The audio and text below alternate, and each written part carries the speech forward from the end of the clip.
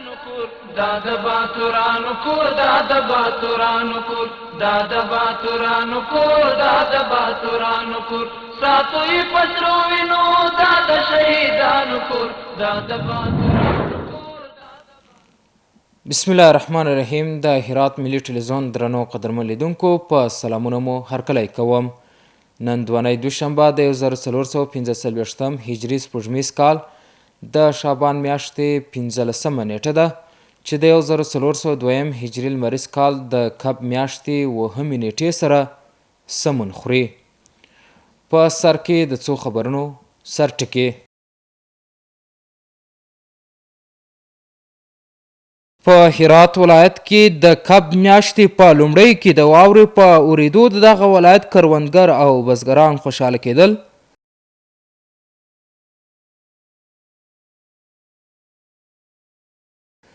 د وروستیو رښتونو په کتو د کرنې ریاست له لوري د 80 ملي مترو د اورښت خبر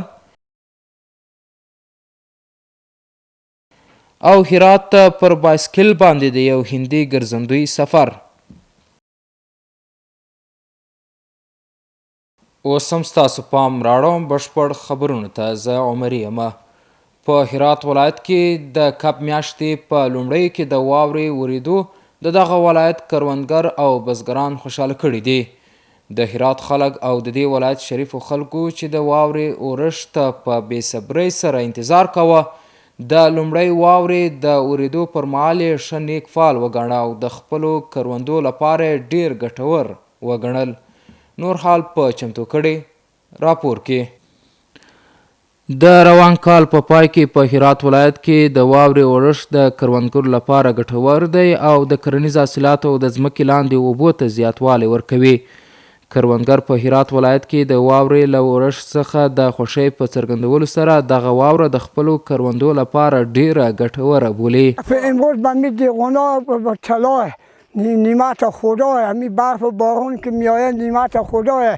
همین کوخ و کخل و مکروب و اینا هم وادرتون اینا کشته میشه. اینا وادرتون زمین حاصل هم وادرتون داری خوب میآید. وادرتون دال درخت میوه هم باغا و اینا هم وادرتون داری که خوب میشه. و هیچ وقت الله به نقص بنده خونیه به هیچ وقت دال درخت ولی بخیر که دانیزه و گل نرفته دیگه نشده ها. همین حاصل گندمایی که ولی کماکی بلند شده اگه یخ نزنه دیگه تا حالی که گندم کسی به غوریون زندجون دشتا نکشته کربیه نکشته ممکن داره که حال دیگه خدا جو باید رحم کرده همین مسلمان های کم کربیه گندم به خوب بکورم. همدارنګه د واورې اورښت کرنیز محصولات زیاتوي او د ځمکې آفتونه له منځه وړي. برف اولا برف و باران که هست از قدیما میگفتم که رحمت خدایه. دیگه باید مفاده که برف داره بارون هم حتی نداره. به خاطر از اینکه برف که هست هم زمین ملایم میکنه به اصطلاح دیگان پوله میشه هم آفت زمین از بین میبره و هم ذخایر زیرزمینی بیشتر پر میکنه و برای تمام حاصلات برف مفیده. د یادونې وړ ده چې تر دې وړاندې د واورې او باران کمښت کروندګر اندېښمن کړي وو او له وړاندوینو سره سم یې هیله څرګنده کړه چې روان کال به له لاسته راوړنو ډک کال وي. په ورته وخت کې د واورې اورښت او وروستیو اورښتونو ته په کتو د هرات د کرنې ریاست چارواکي په دغه ولایت کې سږ کال د 80 ملي مترو د اورښت خبر ورکوي. د چارواکو په وینا په یو کال کې د نورمال اورښت اندازه 250 ملي متره ده او دوی هیلهمند دي چې په زیاتو بارانونو سره به په راتلونکي کال کې د کرنې وضعیت ښه سي. د دې ولایت یو شمېر اوسیدونکي د واورې له اورېدو خوښي څرګندوي او وایي چې د کرنیزو او اوبو لګولو په برخه کې وراتلونکي کال ته هیلهمندي زیاته سوې ده. نور حال په چمتو کړي راپور کې. په هرات کې د باران او واورو اورښت د دغه ولایت و اوسیدونکو ته خوښي بښلې ده. دغه ښاریان هیله څرګندوي چې دغه واوره او باران به د کښت په ښه والي کې اغیزمن تمام سي. ما ماییم که این برف همیشه بباره هم نه زیاد بباره. از این به بعد ماییم بیرون شیم بریم رو به طرف کوه بریم بخیر شکر زنیم یک کمی دور زنیم این طرف دیگه چکار کنیم دیگه برف دیگه مگر بریم منظره کنیم، ساتیری کنیم. چندین نمازهای شکرانه خوندیم، چندین نمازهای بارانی خوندیم تا خداوند رحمت خور به سر ما عطا فرمیده. خیلی لطف و رحمت اختالاه.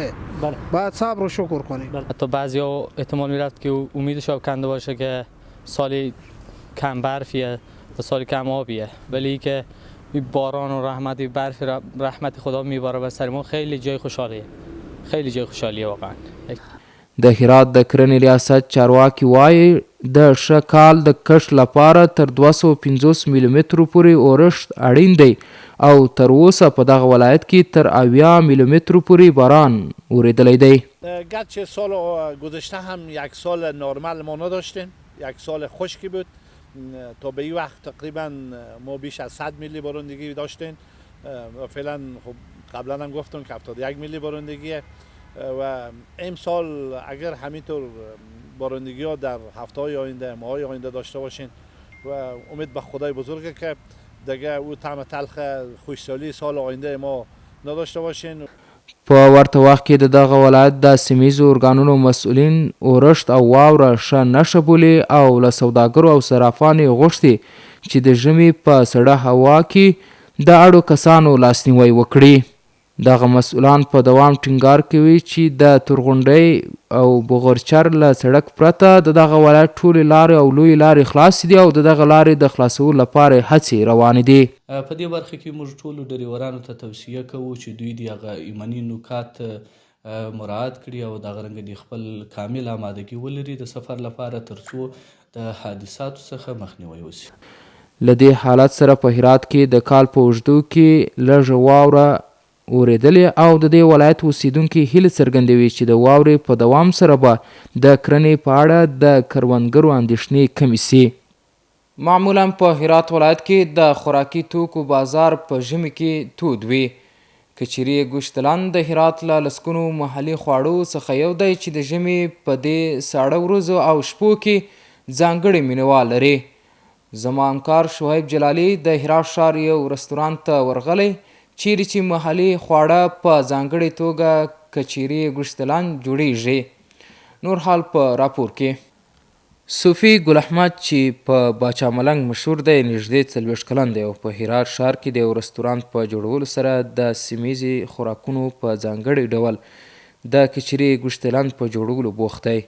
هغه وایي چې د لومړي ځل لپاره په هوټلونو کې د کچیري پخلی پخولو ته وده ورکړه. بار سالی 7,000-8,000 کیلو گوشت لند میکنیم. همین آخر سال هم کم میایی که میریم از قصابا و بر میخریم. همین گوشت لند سابقا که بوده دیگه همین رواج بود. یه سال نیه از صدا ساله که همین گوشت لند و همین کیجیری بیراد من بخوم تا به داخل هتل‌ها نبود. به داخل هتل‌ها همین مرواج کردم. صوفي ګل احمد هم ټینګار کوي چې هرات نور ځانګړي خواړه هم لري چې دغه ولایت ته ځانګړي دي. غذای به خصوص هرات همین کیچیریه، غذای خصوصی هرات قلورتروشه و گوشت لند که هیچ جا نداره. منتها پخته میکنن قلورتروشه، منتها باز هم کسی مایی که پخته کنه. همین قلورتروش هم پخته کردن هر کسی مایی کنه. ایمل چې په اصل کې د کابل ولایت اوسیدونکی دی له خپلو ملګرو سره د کچري ګوشتلان د ډوډۍ خوړلو لپاره راغلی او د دې محلي هراتي خواړو د کیفیت په اړه یې لاندې څرګندونې کوي. ما به خاطر خوردن گوشت لند، کچری گوشت لند آمده بودیم. البته ما نامش زیاد شنیده بودیم، بار اول است که آمدیم اینجا. واقعا ارزش داشت که آمدیم دیگه. واقعا غذای لذیذ بود دیگه. به خاطر اینکه زیاد مشهور بود گفتیم باز یک بار امتحان بکنیم، اما پشیمان نشدیم. واقعا کچری که هست کچری گوشت لند میگم. این عنعناتی که این از 50-60 سال پیش که ما باز عمر برزگاه در کفافت نمیکنه که ما بگم برای شما دیگه غیر از کچری باز چیز هم هست ارز کنم قلور تروش، قلور شیر، پتیماش، رقم به رقم چیزا غذای محلی ایراتی خود ما انمینای دیگه. باید وویل شي چې د اسلامي امارت د مجاهدین لخوا په هیواد کې د امنیت او سولې د تامین په خاطر د لیدو کتو رستورانتونو ته د تګ او د پاکو ملي خوراکونو د خوړلو کیفیت څو برابره لوړ شوی دی. د هرات د رباطسنګي ولسوالۍ د تورغونډۍ بندر لسګونو اوسیدونکو د چارواکو په ملاتړ په خپله سیمه کې د نیالګیو کینولو او نوې پسرلي ته د ارکلي په ترڅ کې په زرګونو نیالګي کینول. د تورغونډۍ ښاروالۍ مسؤلین وایي په دې دوره کې د خلکو لخوا د تورغونډۍ په ښارګوټو کې له 2.5 څخه زیات غیر مثمر نیالګي کینول سوي دي. د تورغونډۍ ښاروالۍ مسؤل مولوي محمود ولی محمدي وایي دوی هڅه کوي چې کرل سوي نیالګي وساتي. په ورته وخت کې ځایي اوسیدونکي د دغه کمپاین هرکلی کوي او وایي په دې سیمو کې دوړې د بېلابېلو ناروغیو لامل کیږي او په یادو سیمو کې د نیالګیو ایښودل د دوړو مخه نیسي. د هرات د رباسنګي ولسوالۍ د هیواد په لویدیځ کې له ترکمنستان سره پر پوله یو له هغو ولسوالیو ده چې د 120 ورځنیو بادونو له امله د هوا د ککړتیا کچه پکې ثبت سوې ده. یو هندي ګرځندوی له خپل باسکل سره هرات ته راغلی. ډاکټر راج هرات ته د خپل سفر په ترڅ کې د دغه ولایت د اطلاعات او فرهنګ له مسؤلینو سره وکتل. هغه وایي چې له هند څخه هرات ته خپل پر بایسکل سفر کړی او د افغانستان څو ولایتونو ته به هم سفر وکړي. دغه هندي ګرځندوی وایي افغانستان ته د خپل سفر په ترڅ کې به د دغه تاریخي ځایونو او د علاقې خوښ ځایونو څخه لیدنه وکړي. د اطلاعات او فرهنګ ریاست د ګرځندوی امیر وایي چې بهرني سیلانیان کولی سي له کومې اندېښنې پرته هر ځای ته چې زړه وغواړي سفر وکړي. ده وویل چې د هرات ولایت د اطلاعات او فرهنګ ریاست بهرنۍ سیلانیانو ته هر څومره چې کولی سي اسانتیاوې برابر کړي.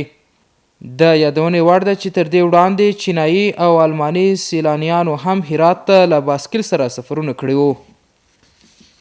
د هرات ولایت د امنیتي ځواکونو لخوا 4 تنه د قمار وهلو په تور ونیول سول. د هرات امنیه قومندانۍ د 8 امنیتي حوزې منصوبینو د دغه حوزې له اړونده سیمو څخه له یو هوټل څخه 4 تنه د قمار وهلو په تور نیولي دي.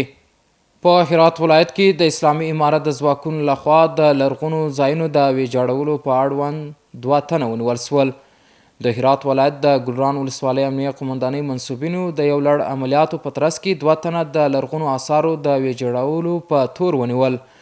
یادو کسانو د لرغونو آثارو په پلټنه کې په بېلابېلو طریقو سره ځمکې کیندلې او لرغوني ځایونه یې له منځه وړي وو چې د دې ولسوالۍ د منصوبینو له لورې د یو لړ ځانګړو عملیاتو په ترڅ کې ونیول سول.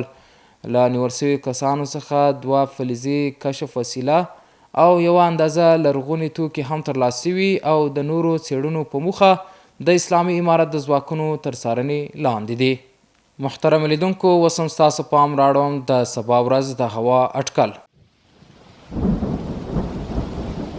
د لوی سشتن تعالی په نامه قدرمنو لیدونکو د ما سلامونه ومنئ. شپه مو په خیر. اوس هم پاملرنه وکئ د سبا ورځې د هوا اټکل. چهارشنبه هرات ښار د واوره اټکل الوره درجه 1 درجه سانتیګراد. غوریان د واوره اټکل الوره درجه -1 -2 درجه سانتیګراد. کروخ د واوره اټکل الوره درجه -2 -4 درجه سانتیګراد. او پښتون زرغون د واوره اټکل الوره درجه 3 -2 درجه سانتیګراد. اوس هم یو ځل بیا د څو خبرونو سرټکي.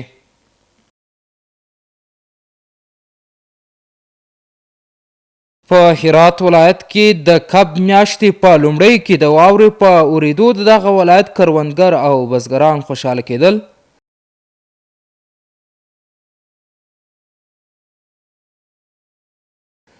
د وروستیو رښتونو په کتو د کرنې ریاست له لوري د 80 ملي مترو د اورښت خبر او هرات ته پر بایسکل باندې د یو هندي ګرځندوی سفر.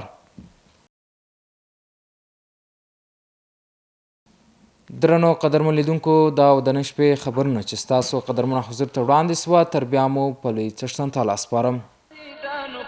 دا د باتورانو کور دا د باتورانو کور دا د باتورانو کور دا د باتورانو کور ساتو یې پسرو وینو دا د شهیدانو کور دا د باتورانو